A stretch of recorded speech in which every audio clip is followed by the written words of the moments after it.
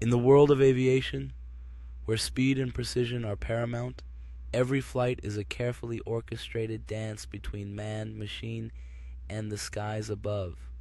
But on January 29th, 2025, in an instant, the unthinkable happened. Two worlds collided, one in the air, the other in the path of fate, leading to a disaster that would cause the death of 67 people. This is the story of an accident that brought together an aircraft and a helicopter in a catastrophic moment. 67 lives were lost that day.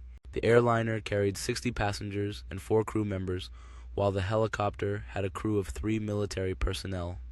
The airliner's captain, Jonathan Campos, had worked 6 years with the airline, while the first officer, Samuel Lilly, had worked with the airline for 2 years. Campos was a native of Brooklyn who lived in Ormond Beach, Florida, and studied at Embry-Riddle Aeronautical University, while Lilly was a native of Richmond Hill, Georgia, and graduated from Georgia Southern University.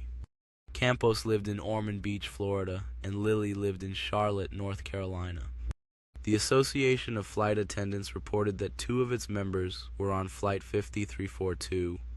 The helicopter had a crew of 3 Army personnel, including the pilot, Chief Warrant Officer 2 Andrew Eves.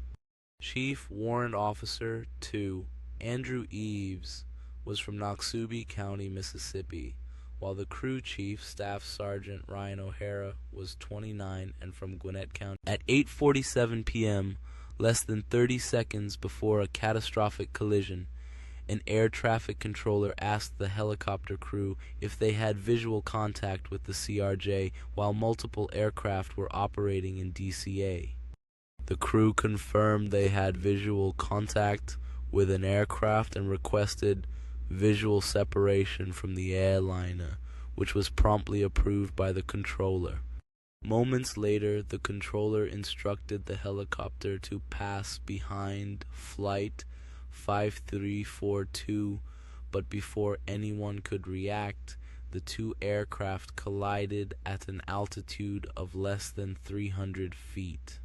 The airplane was traveling at 128 miles per hour upon impact, resulting in a catastrophic explosion that sent the helicopter crashing into the Potomac River.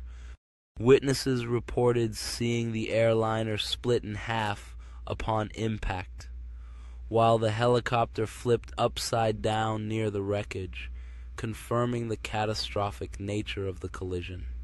Authorities confirmed fatalities within 3 hours of the collision, with no survivors reported as the search and rescue operations turned increasingly grim.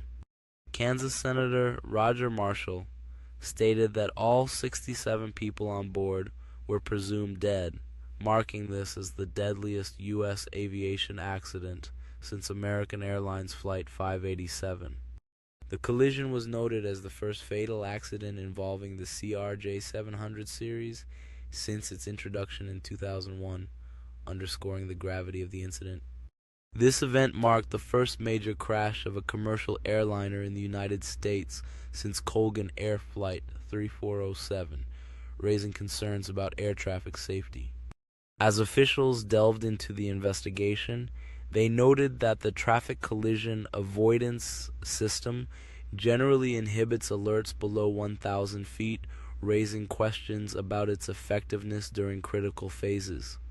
The tragic collision highlighted significant safety concerns, leading to calls for improvements in air traffic control protocols and systems to prevent future disasters.